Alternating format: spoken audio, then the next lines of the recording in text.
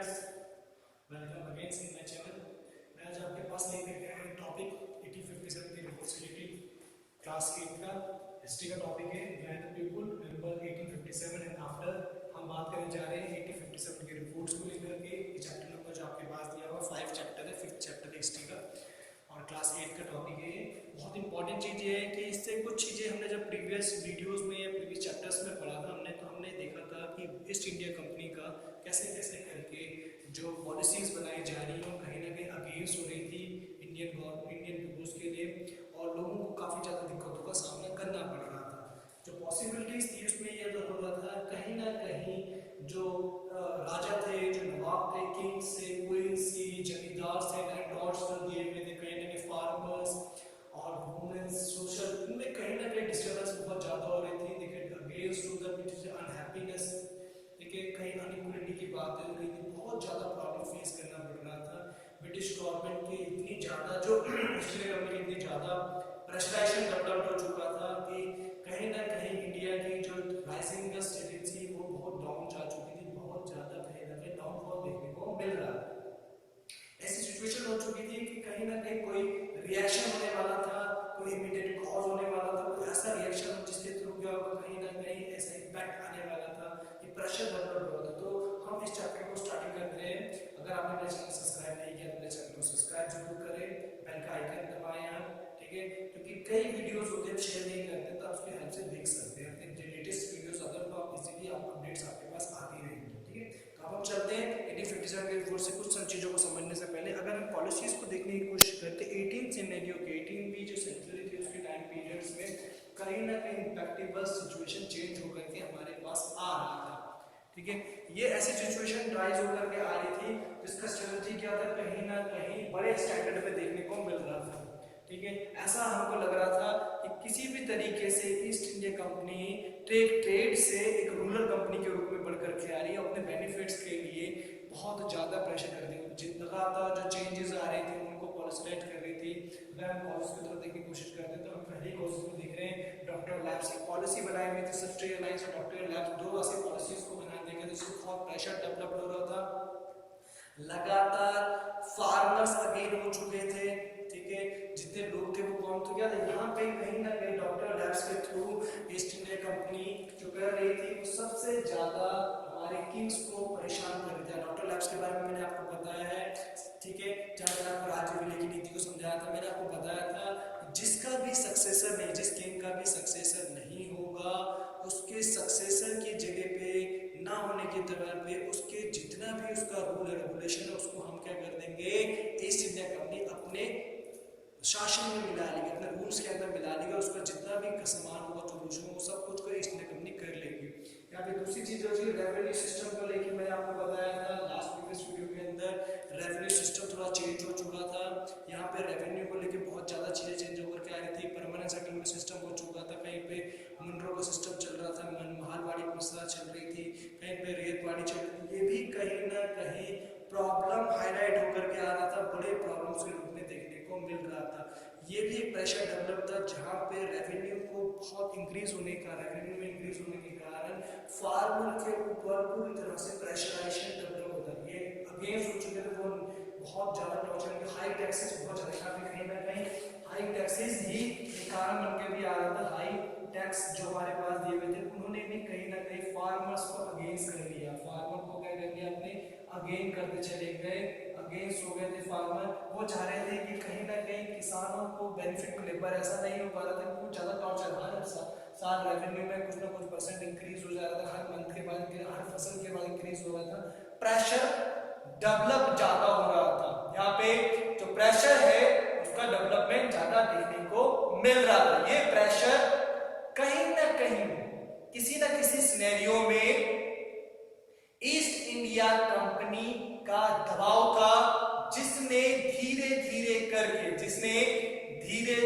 करके कहीं भी किसी भी तरीके से इंडियंस को परेशान कर रहा था। दूसरी तरफ देखिए पॉलिसी को देखने की कोशिश करें, लैंड लॉज और जमींदार के लिए जो पॉलिसीज बनाई जा रही थी सेटलमेंट को लेके उसके अगेंस्ट हो चुके थे। वो चाहते थे कि उनके पास कुछ बेनिफिट्स जुड़ करके आए, नवाबों को बेनिफिट्स मिले, सबको मिले, पर ऐसा नहीं हो रहा था। 1824 में जो कंपनी ने कई नियम बनाए थे, उन पॉलिसीज में नहीं देखने को मिला, रेवेन्यू सिस्टम में चेंजेस हो रहा था, लगातार परमानेंट सेटल सिस्टम के थ्रू जमींदार के ऊपर, लैंडलॉर्ड्स के ऊपर प्रेशर डेवलप हो रहा था। उस प्रेशराइजेशन के कारण भी लैंडलॉर्ड्स अगेंस्ट हो चुके थे, ठीक है। वो ईस्ट इंडिया कंपनी को चाहते थे कहीं ना कहीं, तो ये सिचुएशन कहीं ना कहीं बन रही थी अगेंस्ट होने की, कहीं ना कहीं ब्लास्टिंग की सिचुएशन बन चुकी थी। सोशल कल्चर एस्पेक्ट्स, कहीं ना कहीं सोशल सोसाइटी के ऊपर, कल्चर एस्पेक्ट के ऊपर भी ईस्ट इंडिया कंपनी का दबाव बन रहा था। टेम्पल्स में जाना, टैक्सेस इंक्रीजेशन करना, रेवेन्यू करना, यहाँ क्रिश्चियन कम्युनिटी को बैन करना, एजुकेशन के अंदर उन चीजों को लाना, ये ईस्ट इंडिया कंपनी का लगातार religious aspect, social culture aspect के ऊपर भी ब्लेम किया जा रहा था। कहीं गलत एक्टिविटीज हो रही थी, अनसेफ्टी सिक्योरिटीज को लेकर बातें चल रही थी, ये भी एक प्रॉब्लम के रूप में आ रहा था। दूसरा, इंडियन सोल्जर्स का डिस्कनेक्टेड होना अपॉन डिसमेंट, क्योंकि कहीं भी अनइक्वलिटी की बात हो रही थी, इंडियन सोल्जर ब्रिटिश सोल्जर्स के बीच में कहीं ना कहीं अनइक्वलिटी हो रही थी, सैलरी को लेके, प्रमोशंस को लेके, ड्रेसेस को लेकर के, पोस्टिंग्स को लेके, ड्यूटीज को लेकर के, पनिशमेंट्स को लेके, जजमेंट में प्रॉब्लम, ये सब हर जगह पर ईस्ट इंडिया कंपनी अगेंस्ट जा रही थी। ये कुछ ऐसे फैक्टर बन करके आ रहे थे जिसने जो रिस्पॉन्सिबल बने, जो कहीं ना कहीं कारण बन करके आए, उस रीजन से, उस रिवोल्ट के रीजन से बन करके आए, जिन्होंने कहीं ना कहीं दबाव को इंक्रीज किया है।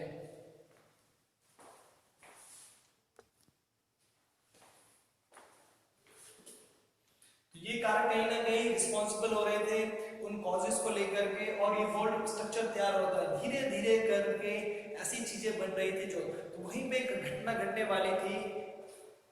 जो मुगल बादशाह थे बहादुर अजफर, उनके पास सभी जितने लोग थे, ये लोग पहुंचे उनके पास, उन्होंने कहा उनको कि हम बहुत ज्यादा परेशान हो चुके हैं डॉक्टर लैब्स को लेकर के, रेवेन्यू सिस्टम को लेकर के, सब चीजों को लेकर, आप नवाब रहे हैं, आपको आज भी आपका पता चलता है, क्योंकि सिचुएशन वो पैक्ड थी, कहीं ना कहीं वो बहुत बुरी सिचुएशन में जी रहे थे। बहुत ज्यादा फिर वो मोटिवेट किया कि किसी भी रिवोल्ट को चलाने के लिए एक लीडर चाहिए होता है, they should make a plan.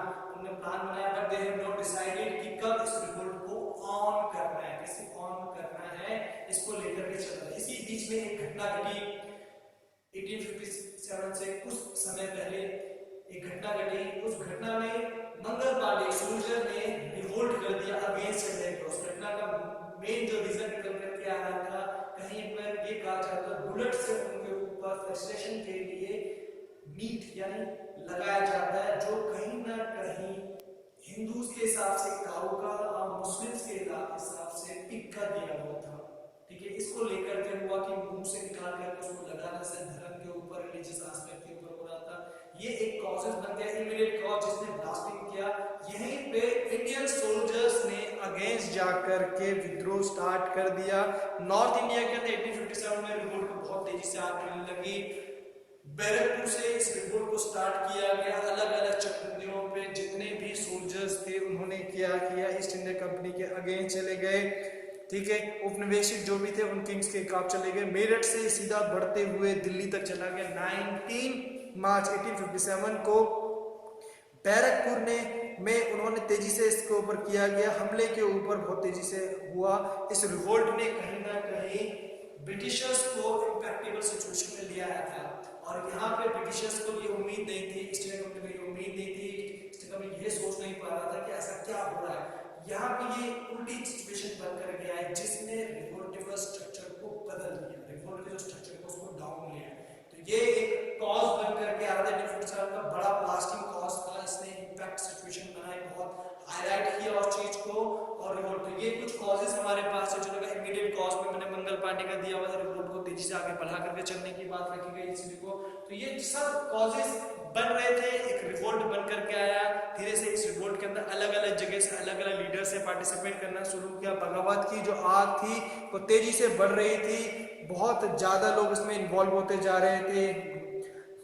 रानी लक्ष्मीबाई हो गई, वीर कुंवर सिंह हो गया, तात्या टोपे हो गए, इन लोगों ने अलग अलग जगह से रिवोल्ट को स्टार्ट लेते हुए तेजी से बढ़ते चले गए। जो प्रमुख लीडर रहे, जो मुख्य नेता रहे, बहादुर जफर, लक्ष्मीबाई, पेशवा के बाजीराव थे, कुंवर सिंह थे, नाना साहिब थे, नाना अदीदर थे। इन्होंने अलग अलग जगह से रिवोल्ट को बढ़ाया। हजरत महल कुंवर सिंह, इन्होंने भी इसमें तो जमींदारों ने अलग अलग, बट कहीं ना कहीं रिवोल्ट बहुत तेजी के साथ हो रहा था, बहुत फैक्ट के साथ बढ़ रहा था, बट फेल हो गया। अचानक ही रिवोल्ट फेल होने पे आ गया। उसका मेन जो रीजन निकल के आया था, वो रीजन था एक तो लैक ऑफ लीडरशिप। ठीक है, लीडरशिप की कमी देखने को मिल रही थी। कहीं ना कहीं अच्छे जो लीडर चाहिएगा वो नहीं मिला, क्योंकि तुरंत ही बादल को कंट्रोल कर लिया गया। लैक ऑफ कम्युनिकेशन, संचार की कमी देखने को मिल रही थी। रिवोल्ट के अगेंस्ट कहीं ना कहीं फेलिंग का रीजन बन करके आ रहा था, इसने भी फेल किया। लैक ऑफ डिस्ट्रीब्यूशन, जो अलग अलग तरीके की डिमांड जो की जा रही थी, डिस्ट्रक्टिव डिवीजन जैसा था, उसको डायवर्सिटी नहीं, इंक्रीज नहीं था। किसी की मांग थी हमें शासन मिल जाए, किसी का मांग था टैक्स में कम हो जाए, किसी की मांग थी कि कहीं ना कहीं हमारी सैलरी इंक्रीज हो जाए, हमें जॉब मिल जाए। अलग अलग डिमांड्स को लेकर के भी फिर दूसरा, they should make not a plan, proper planning नहीं थी। इसलिए कंपनी की प्रॉपर प्लानिंग थी, उन्होंने इस क्रॉस को फेल कर दिया। और ये चेंज 1857 के बाद कुछ चेंजेस आए, उन चेंजेस को हम देखते हैं। इंपॉर्टेंट चेंजेस आफ्टर 1857 रिवोल्ट, कौन से इंपॉर्टेंट चेंजेस आए?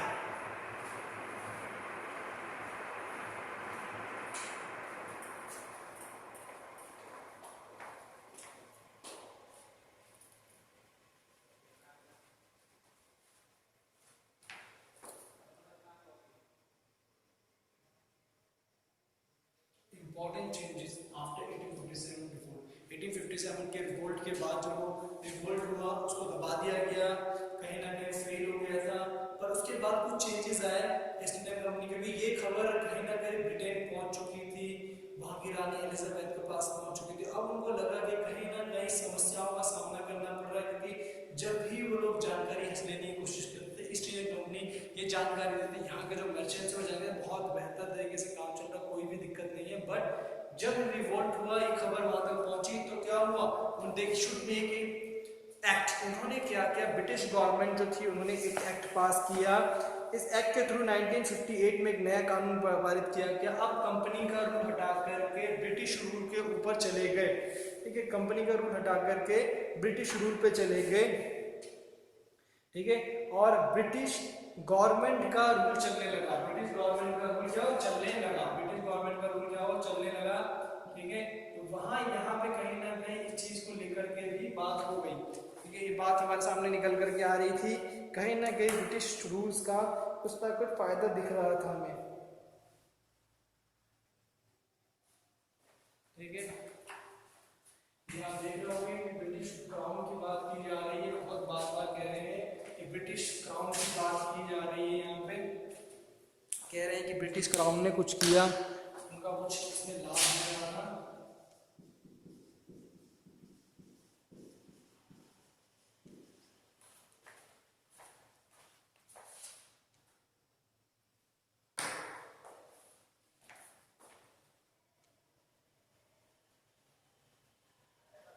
Important changes after 1857 revolt. 1857 के रिवोल्ट के बाद, क्योंकि जब रिवोल्ट हुआ, फेल हो गया रिवोल्ट, तो कहीं ना कहीं प्रॉब्लम हो रही थी, कहीं ना कहीं समस्याओं का सामना करना पड़ा था। इस रिवोल्ट के अगेंस्ट जाकर के कुछ ऐसी कंडीशन तैयार की जाए जिससे कि और ये रिवोल्ट पॉजिटिव वे में चल सके।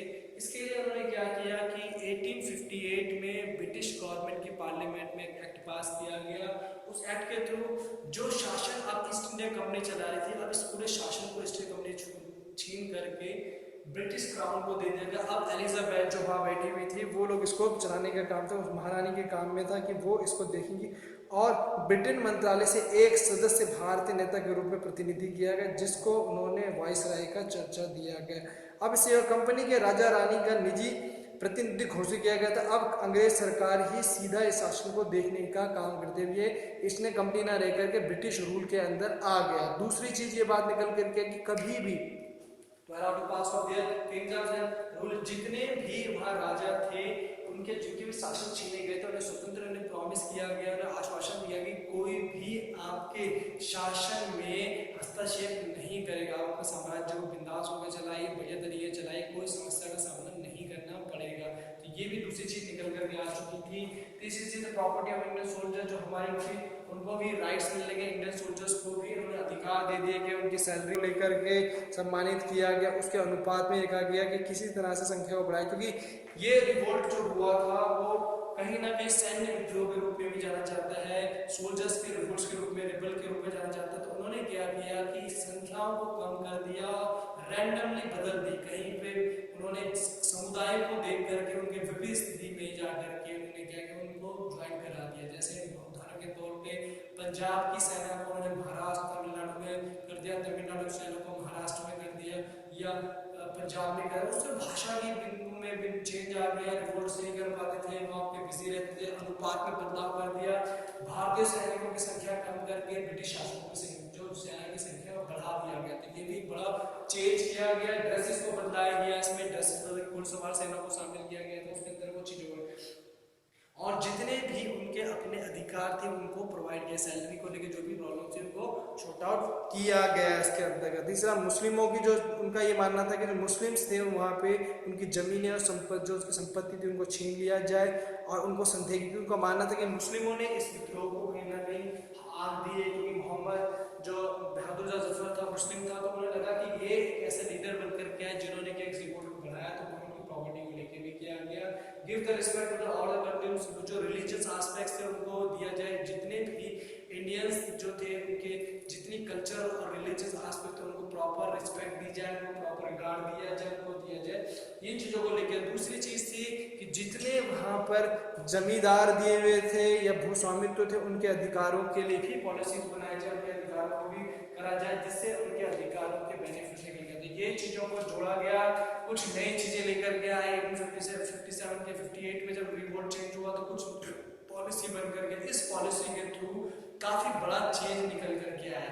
तो जहाँ ये एक बड़ी ऐतिहासिक रूप से घटना घटी तो वहाँ इसका बेनिफिट देखा। तो आपको मैंने बताया कि किन कारणों से रिवोल्ट हुआ, क्या उसके पीछे रीजन दिए हुए थे और रिजल्ट क्यों फेल हो गया, उसके बाद क्या डिसाइड किया गया, क्या पॉलिसी बनकर के आई। पॉलिसियों ने कहीं ना कहीं नीतियों के माध्यम से, इन नीतियों के माध्यम से बहुत बड़ा चेंज हुआ।